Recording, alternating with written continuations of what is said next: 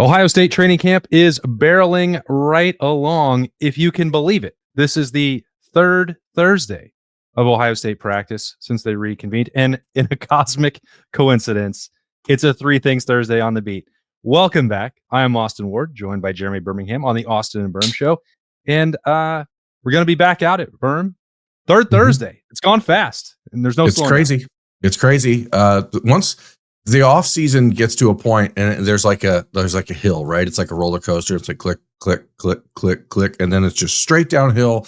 And then it's January, and then you start to click, click, click again. But these last couple weeks have been click, click, clicking a lot faster than they normally click, click, click. So I'm glad for that, because honestly, the off season has been too long and full of terrors. So let's get to it. But before then, we have to talk about like defensive line some more, because that's what we're going to be dealing with a little later this morning at the Woody Hayes Athletic Center.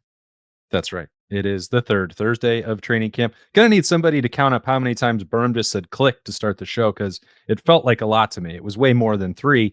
But thing number one is about the defensive line. We get to hear from Larry Johnson and the Ohio State defensive line, probably the position group that we talked about the absolute most throughout that click, click, click of the offseason. And it feels like, I don't know, my opinion on that, Birm, is that this group has probably come the furthest along in this month, answered the most questions, at least on the field, and now they get to answer a ton of them in the Woody in front of a microphone. Yeah, if we were gauging this simply on how different is the rhetoric around the position group than it was in the spring, I don't think that there's a single position group on the Ohio State roster that the rhetoric is like this drastically changed. Other than this, the defensive line group has felt like they've exceeded expectations, but it doesn't matter if you're doing that in August, right? So what matters is how that shapes up when you go up against a pretty good offensive line against on Texas in 2 weeks. So, but it's certainly better than the alternative, which is to say that like, oh, this team is still struggling. We're still lacking guys. We still don't know if we have someone ready to step up. Clearly, they feel like they have guys who have elevated themselves and put themselves in that conversation. And now you have to just maintain it and make sure that it's not just lip service. Yeah, I think,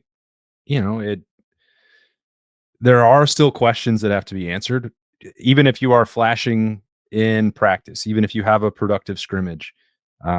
Is that depth at a point on the defensive tackle spot specifically where Larry Johnson would feel comfortable to play 5, 6, 7 guys? I know that we've had conversations about the rotation in the past, and it is not about the fact that you should only play 2 guys for the duration of a season. It was about when and how those guys were deployed. There's no question at all that you need more than 2 defensive tackles. If it was just a matter of you turned off fatigue and injuries on a video game, then you would be fine with Edric Houston and Caden McDonald. That would be great. You'd have 2 of the better talents in the country at that 3 tech in the nose position, and you could just roll right along. But that is not the reality, especially over a 16-game season. And Larry Johnson has always been willing to dip into that depth when it is capable of performing at the level that he deems necessary for Ohio State. So is Jason Moore at that point? Is Tywan Malone at that point? Are the flashes that we saw from Eric Mensah legitimate? Is the off-season buzz that was building for Will Smith behind Caden McDonald, is that real? I think we may not get a definitive answer from that on Thursday, but and I bet we hear a lot more of conversation about, well, let's get through scrimmage number 2, and then everything will narrow down with the depth chart and the plans for that moving forward. But there have been times where I feel like Larry Johnson has exaggerated the number of players that can play. There was one camp where it was like, well, 14 guys can play for Ohio State, and that definitely was not the case. So I'm curious what his actual read is on how many he would like to use and how many are currently ready as of Thursday the 14th in his mind to go do that. I don't remember the exact adjective a year ago, but was it that Jason Moore was the ideal 3 tech? Was that what he said? That he was the ideal 3 tech in the Ohio State defensive scheme, and instead of allowing him to grow into that last year, Ohio State moved Edric Houston into that spot, and now he's the ideal 3 tech. So, the lack of discussion about Jason Moore in the last 9 months, I think, is actually shocking, all things considered, based on his recruiting pedigree, where he came from, the size, the athleticism, the fact that he has not been anointed in some way as one of those next guys, I think is the most interesting thing to me about that position group. And I'm curious to hear from Larry Johnson's perspective why maybe that hasn't come to fruition yet.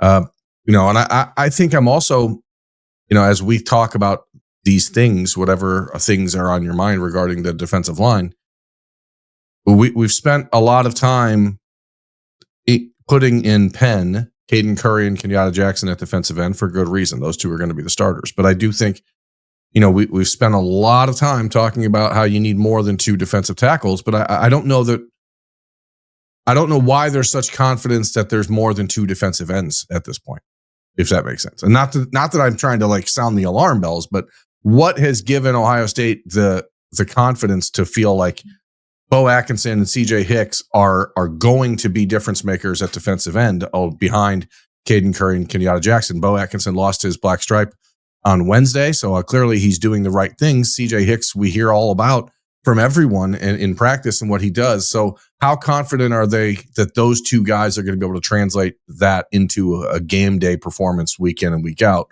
Because the defensive tackle is one part, but if you're not getting consistent pass rush on the edge, doesn't matter how good your defensive tackles are. Yeah, I think that and we'll see where they are in that development, where Larry Johnson evaluates that. They're almost 2 separate conversations, aren't they? CJ Hicks, it's, he can rush the passer. He's got the bend, the hips, the tenacity, that he's had the previous experience as a blitzer. He can get after the quarterback. Don't think there's any doubt about that. And then it becomes, if you're going to play defensive end for Larry Johnson or somewhere on the edge, standing up or not, you better be able to stop the run. And I think that's where the CJ Hicks evaluation, that's where the rubber meets the road. And it's sort of the opposite for Bo Atkinson, which you'd think, well, how can that be? He had 7 sacks a year ago for North Carolina. They were kind of all lumped into some of the quote unquote lesser opponents on North Carolina. Did it happen in 2 games? I think it was 3, but and that's not, I don't mean that as a slight. The production is the production. It still happened in a college football game. He's done it. He's shown it, but it wasn't as if he was doing it week after week after week against ACC opponents for North Carolina. So, and I think as we've watched him and some of the feedback that we've received from a week and a half, 2 weeks of practice is he's incredibly strong. You'd look at him lined up against the rest of those defensive ends, it looks like he's a couple inches taller and he's got a bunch of extra weight and strength on him that maybe these other guys don't have. And you'd say, well, okay, he can do the part that Larry Johnson is really going to want. Feels like he can stop the run and he's going to be a handful out there. Can he get to the quarterback? They're almost if you were able to put CJ Hicks and Bo Atkinson together, you'd be like, well, you really have something here. This guy can do it all. But yeah. I don't know when you separate them and you go back to reality and not Frankenstein's lab, there are still things I think about their game that, to your point, they probably still need to improve to get the Ohio State defensive line depth where it wants to be on the edge. Yeah, last year, I think that's one of my bigger questions for Larry Johnson, philosophy-wise, is he willing, or is he at a point in his career where he's understanding or believing that the defensive mindset is different than it used to be? You can specialize. You can put guys out there for individual roles and not always have to be well, if you can't, it's similar, I think, in the conversation to the tight end conversation we had on Wednesday morning Stock Watch about okay, so Jelani Thurman, the perception was he wasn't doing the little things as a blocker. And Ohio State has always said, if you can't block, you can't play tight end. But at some point, you just have to let guys do the things they do well and then try to build them into something else. So with CJ Hicks, if he struggles against the run, which is what we've seen out of him in the last 3 years when he's played at linebacker, is what he's put on film good enough against pass rush situations or in pass rush situations to say, hey, we'll continue to mold the rest of this. We'll work on the rest of this. But he's so good at this specific thing, there's no way we can not have him on the field. And I don't know that Larry Johnson throughout his career has proven flexible in that regard. I think it's been if you can't do everything, you can't play. And so I do wonder if maybe the relationship with Matt Patricia, how far back that goes, maybe it's good enough to give a little bit of different thought for Larry, because it didn't seem like Jim Knowles was able to bring that out of him. And that still hasn't even got into how Logan George fits in for this Right. group. You also brought him out of the transfer portal. Ohio State did in the winter, and how much consideration is there still for Caden Curry or anyone else from edge to kick inside to 3 technique? I know that there have been snaps for Caden Curry on the inside throughout this camp.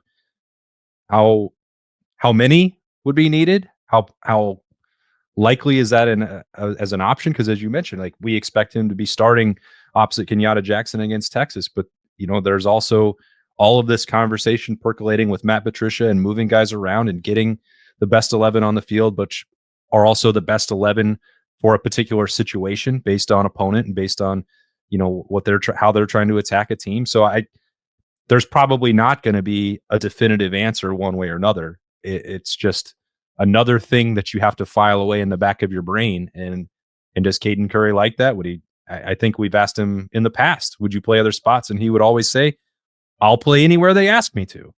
Does his skill set translate there? Does he view that as a fit? I'd be pretty curious about that later on Thursday as well. Yeah, or is Logan George more likely to be the inside mover? I mean, there's certainly flexibility with all these guys, and which is certainly what Ohio State wants. That's why you recruit athletes of this caliber, because they can experiment and move in and out. And is Arvell Reese still in the conversation? Are they still looking at packages where they move him down to an edge rusher type of a role? So I think that Larry Johnson, despite not having what we would consider a lot of returning experience, I think they maybe have more chess pieces in this defensive line group than they've had in years when it comes to just guys who can do a lot of different things. It's not this is not a group you can pigeonhole into one position, with the exception of, I think, Caden McDonald. Everyone else is sort of able to move all around. Probably Caden and Kenyatta both, right? I mean, I think but Kenyatta has played inside a little bit in over the last couple of years when they've had the Rushman package. He's been out there at 3 tech, so I wouldn't expect that he'll move around, because he seems to be pretty locked in as like the man at defensive end. But even his skill set allows him to do those things if he really wanted to. Like, he's that prototype when, if you remember back in 2018 in the Taekwon Lewis era, like, the goal was to have every defensive lineman be 6'5", 275 pounds, and then just let them all play basically the same position, but just move them all around. So Kenyatta fits that mold. But other than he and Caden McDonald, like I said, I think you kind of have that this year. It's pretty wild to just consider that the Taekwon Lewis era, but that's what it really was. But it was. Yeah, I want to give him more credit. Taekwon was one of those first guys. Him and Draymond Jones were like the pieces that I think Ohio State saw. I'm like, hey, we can actually do a lot of stuff if we just have guys like this. Yeah, no, it's true.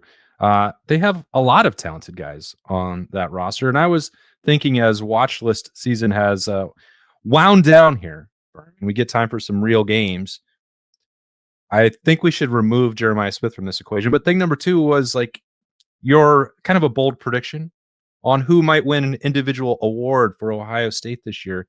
And let's just agree that we both are taking Jeremiah to win the Blitnikoff. I don't think he will win it, because they don't like when Ohio State wins awards like that. I would be absolutely shocked if he doesn't win it. We've had a lot of conversations this offseason. We don't know how teams are going to guard this guy. We don't know if you're just going to see everybody triple bracket him the way Texas did. I mean, his numbers, as we've discussed on other episodes of the Austin and Birm Show and the Beat, like, I think his numbers realistically this year are not going to be as explosive as they were a year ago. Now, that doesn't mean his national reputation may not open the door for him and win the award because he should have won it as a freshman. But, Marv won by 1 vote after his career, and his best season, which was a sophomore season, he didn't win it. So I think that there's a lot of people who vote for awards like that believe that their job is to create intrigue around the award instead of just giving it to the best player at the position. Yeah, I wish you were wrong about that, but you're probably not. So I don't know if Ohio State's ever won a Mackey Award. for the best tight end in the country, right? I don't know. Believe that I think Cade Stover might have been the first finalist for it, if I'm not mistaken. I think he was the first. Well, maybe, yeah. The award's been around for I don't know how long, but I don't think the Ohio State's ever won a Mackey Award, but I think that they're going to this year, and I think it's going to be Max Clare. So that's first one for me would be that. I know you believe Carson Hinsman is going to win the Remington Award. You trying to take my thunder here? Yeah, I'm just no, not taking it. I'm teeing it up. This is a softball. This is a nice soft toss your way. But why? And do you think, again, as somebody who understands the mindset of these award voters more than others, because you've been around the inside baseball part of this job for a while, do you think that voters don't want to vote for a guy after his teammate won it last year? Is the Remington a system award? No, it actually, well, in some ways, it helps you stand out. If a program has developed a reputation for elite play at a certain position, and that has now happened with the Remington Trophy. This has become a dynasty for Ohio State. Voters are more inclined to look at that. It's like, oh, this is the next one through, and Carson Hinsman is going to start, 30 plus games at center by the time it's all said and done. If he stays healthy this year, people will look at that body of work. They'll see there are probably going to be enough stories out there that are feel good about this. This guy lost his job. Seth McLaughlin replaced him. He won the Remington Trophy Award, was the backup, and then he reclaimed it the following year. He reclaimed it during the playoff push. Like, there will be the feel good nature of that combined with Ohio State's well-deserved and well-earned reputation with the Remington Trophy. We talked to Billy Price about that award last week on Freaky Friday on the Beat. At this point, it is well established that Ohio State knows what it's doing. It has one of the best offensive lines in the country. It is a NFL factory assembly line at every position, but on the offensive line as well recently. So all those things will factor in. Carson Hinsman has the name recognition built in, which is a huge plus. It is difficult at this spot. As you mentioned, what might be tough for Jeremiah Smith is if his numbers drop in the Bolitnikoff race. That will make it easier for voters to look elsewhere and try and find somebody else to justify. Well, maybe they won't watch any of the games and they will only take the raw numbers. You can't necessarily do that for the Remington Trophy. And there are definitely, including myself, very few people. I'm not watching every center in the country. Voting on that award is difficult, and having like media members vote on it is probably stupid, because there's just no way that anyone knows enough ball and watches enough ball and is looking at enough centers and knowing what they're looking at to be able to say this guy is definitely the best center. Yeah, I know that Carson Hinsman is incredibly reliable, and if Ohio State does what it's supposed to do on offense, he's probably going to win it. Yeah, I think that's what makes Seth McLaughlin winning it a year ago so interesting to me, is because he was a center who the year before was like universally mocked for being bad, and then turns around and goes to Ohio State, plays 10 games, wins the Remington. And I don't know how people came to that conclusion, like other than the fact that they heard the way people in Columbus were talking about him. But in the last 10 years, only two programs have won multiple Remington Awards, and that's Ohio State and Alabama. Ohio State's won it 3 times. Alabama's won it twice. And so I think Carson Hinsman certainly has to be considered a favorite for that award heading into this offseason or this season. When we talk about, and that's one of my other, that's one of my other problems with the awards, because, as Carson Hinsman stepped in and carried the mantle, took the torch from Seth McLaughlin down in the stretch, like that would sort of undermine the candidacy as that guy is the best, most important center in college football. And I know that's not the only standard, and I'm not trying to take away Seth's trophy from him, but when you're voting for the awards in mid-season and you're voting for the finalists, like right basically as Seth McLaughlin's getting hurt, that's why all that stuff should wait till the end of the year. Because even then, like, you could have just said, well, this is the Ohio State Center Award, and these Carson and Seth are going to split it. Like, that's the folly in the way that these awards are voted on generally, which is also why I think it may not matter what Jeremiah's numbers are, because everyone is going to, he's probably a semifinalist as we sit here right now without even playing a snap. Yeah. So those are two that I think are on the table, the Mackey and the Remington. Ohio State confirmed has not had a Mackey Award winner. It started in 2000. So the last guy that would have, Ohio State hasn't had a first round draft pick at tight end since 1995 or 96 with Ricky Dudley. So I think Max Clare is in a position to change a little bit of history on both sides of those things, because I think he will be a first round pick. Is there, obviously, you think about defense, you think about Caleb Downs and the Lott Trophy or the Bednarik Trophy or any of the other awards for best defensive player. Is he someone who will be, in your mind, penalized by having a monster like Arvell Reese and Sonny Styles playing in front of him? And will they split votes in that way? Or is Caleb's reputation so sterling and so elevated because of his cerebral nature, because of the way he plays the game, that he's, barring injury or something catastrophic to him this season, what would it take for him to not win one of those awards as the best defensive player in the country? Colin Simmons having like 20 sacks. Yeah. Yeah. I mean, that could do it. Now there are separate awards that Caleb Downs can win that Arvell Reese, Sonny Styles, Colin Simmons, anybody else that they're not eligible for. It's like, if Caleb Downs doesn't win the Thorpe for the best defensive back in the country, something went disastrously wrong. Like, there's no way that could happen. That's another award that you can probably just, given the way, the nature of voting in college football, you can probably write his name on that trophy right now, because everyone is just reading mock drafts. And if they're not familiar with Caleb Downs or looking solely at his stat line, which I think is going to be pretty good anyway, they'll look at that and go, well, this guy's considered the best defensive back, the best safety in America. They think he could be a top 5 pick. I better vote for him here. So I think that will work in his favor the same way that it will for Jeremiah Smith on the other side of football. We'll see. I think that, the fascinating part is what you've talked about with Arvell Reese and Sonny Styles, and maybe what Arvell's numbers could look like. We'll see the usage. Yeah. And you talked about him in thing number 1 with rushing the passer and coming off the edge. And there's a world where Arvell puts up numbers that put him in those same kinds of conversations, or maybe getting a little ahead of things because he hasn't actually gone out and done it yet. It's just a lot of, practice observations and coaching talk and all that stuff. But if he's doing what people are describing, he's going to be a surprise candidate for a lot of those national awards as well. Yeah, I think a lot of people nationally were under the impression that Caleb Downs was good at football until about the middle point of the Oregon game, the second Oregon game last year. And then they were like, wait a second, he's actually amazing. Because I think people saw his stat line through the first 10, 12 games of the year. He didn't have an interception until the Michigan game. He wasn't, he was making plays, but not his plays that Caleb makes, the things he does, the way he impacts a game don't always show up in the stat line for him.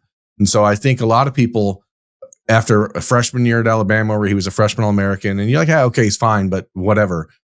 And then you actually got to watch the way he impacted the defense in the playoff and the way that he forced offenses to change everything that they were doing just by wherever he was lined up. I think a lot of people nationally probably were woken up or awakened to what he is about. And so this year, I think it's going to be a cakewalk for him to win one of those national awards, whether it's the Thorpe, whether it's the Bednarik, I don't know. The Thorpe Award generally, it feels like they try to give it to somebody who has the most interceptions or something like that. So I don't know that he'll lead in that sort of statistical category, but the impact and the way that he makes plays is like, you can't really avoid that. And if you're being objective, I don't know how you can. I think that helps prove my point with my frustration about college football awards. Because what's the difference? You talked about the postseason games, the playoff run. Everyone was watching those games. There wasn't an overlap. There weren't 50 games on television at the same time. So all of the national opinion makers, all of the national analysts, everyone was fully locked into those. And the full attention was like, wow, some of the tackles that Caleb Downs made that went for like 1-yard gains, or a pass breakup that isn't going to move the needle in any other situation. You're like, holy cow, only one guy could maybe make that play in college football, and it was Caleb Downs. Like, I think that's the difficulty, because you just can't. Nobody can. Even if the people listening out here, the most diehard college football fans in the world, they've got 8 games on YouTube TV every Saturday. They're watching coast to coast. It's too much to pay attention and really break that down. And asking people to vote on it is kind of silly when you think about it, but especially if you're making them do it in the middle of the season. It's very silly. So the Lot Impact Trophy is presented annually to a defensive college football player of the year for their personal character and athletic abilities. Impact is an acronym for integrity, maturity, performance, academics, community, and tenacity. You may as well just give that one to Caleb right now. Like that one's, does that one count as one of the big national awards? I don't know, but I'm going to give that one to him. Yeah, it's locked up. All right. Thing number 3. Locked it up. Oh, very nice. And one more thing. One more. Scrimmage number 2 is Saturday, Birm. Typically, that is when the Blocko jersey is awarded. You and I have both made our wagers that Sonny Styles is going to get it. If he can't, is there other viable candidate? Sonny himself said Kenyatta Jackson. There was a robust conversation about this on Letterman Row the other day about other options who might get it, who, if they had to overcome some adversity or represent this thing in a way that might be different than Sonny, that other worthy candidates. Sonny said Kenyatta Jackson. Is there anybody else that you think could come in from the top rope and swoop in and claim that jersey for their own? On the message board over at Letterman Row, I acknowledge that I thought that the potential of Carson Hinsman winning it would be interesting, because I think he's a player that has really redefined his legacy at Ohio State in the last year and a half. And I think people really genuinely respect him and the way he handles his business and the way that he operates on and off the field.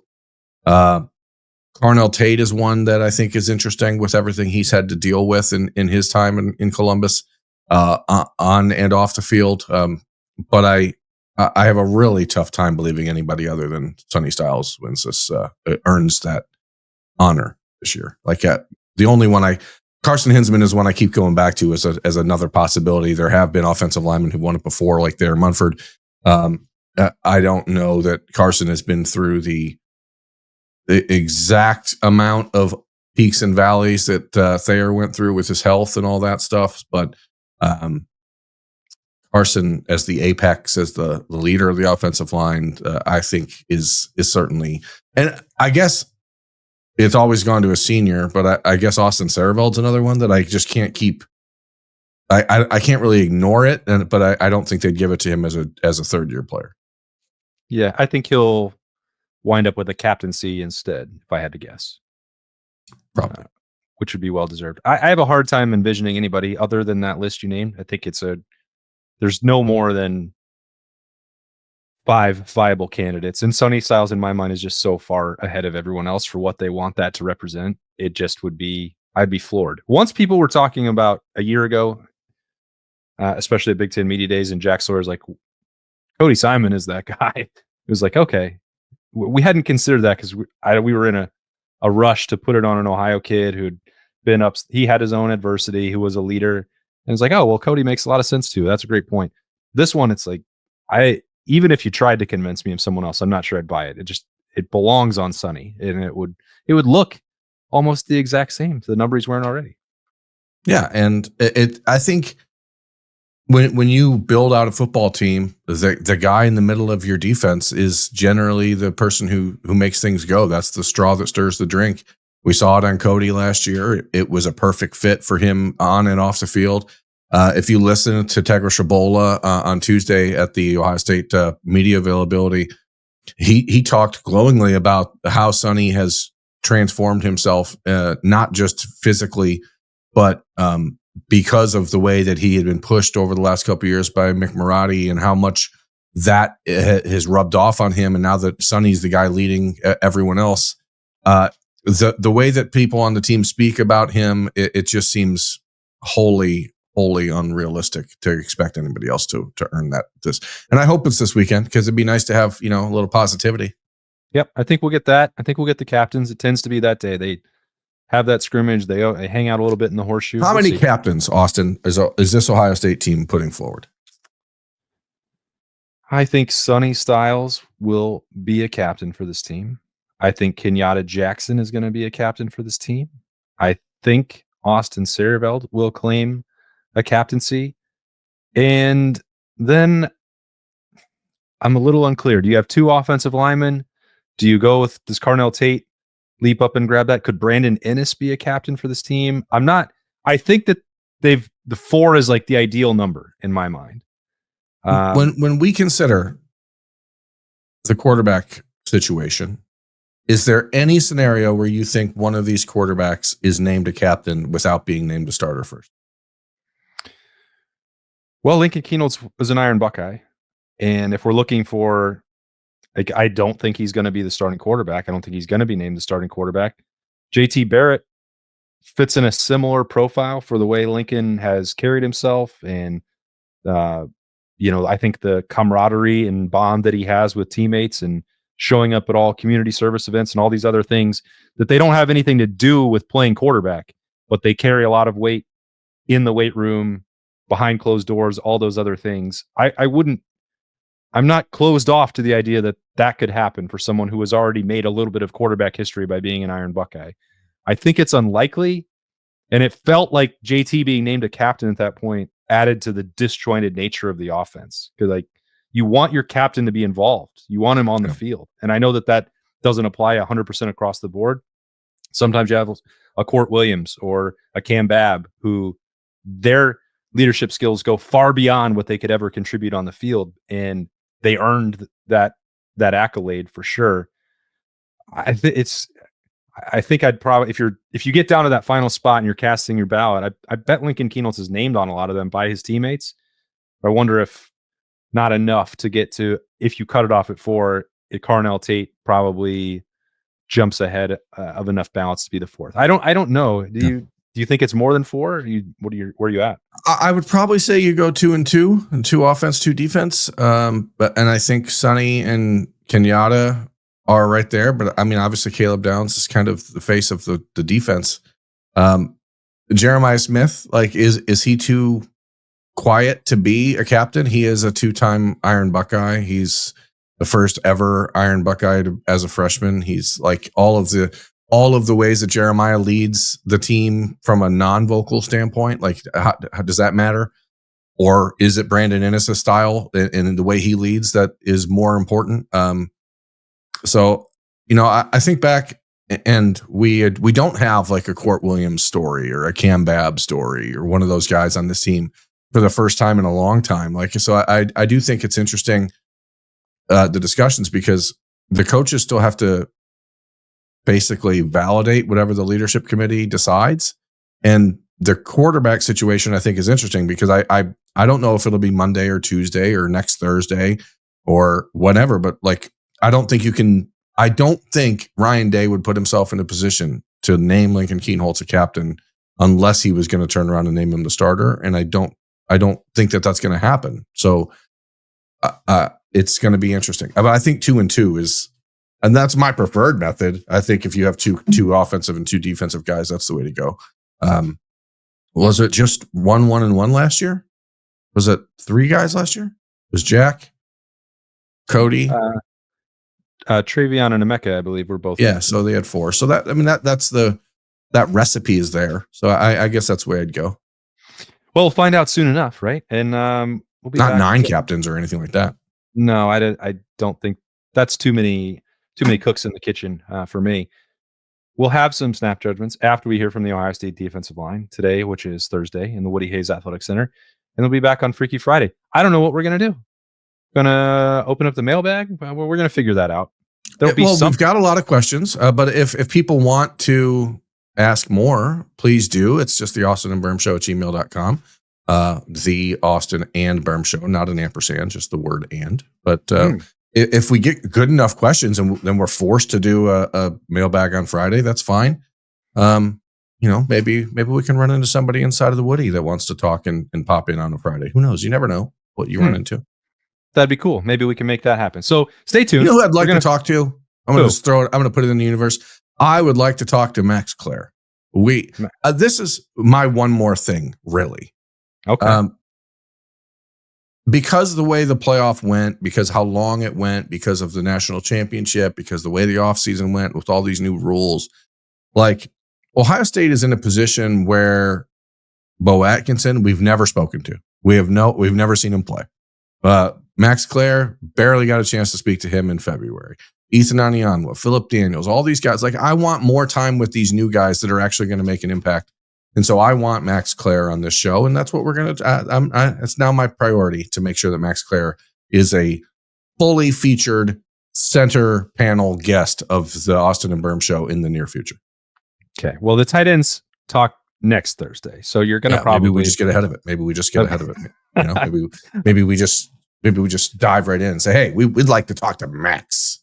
Okay. I doubt that happens, but we'll certainly try. That's next Thursday for tight ends. This, though, is a 3 Things Thursday on the beat. Thanks so much for joining us for way more than 3 things in reality.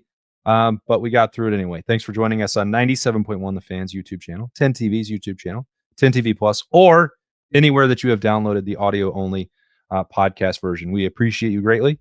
He's Birm. I'm Austin. We'll talk to you later from the Woody Hayes Athletic Center as we hear from the Ohio State defensive line. We want Max.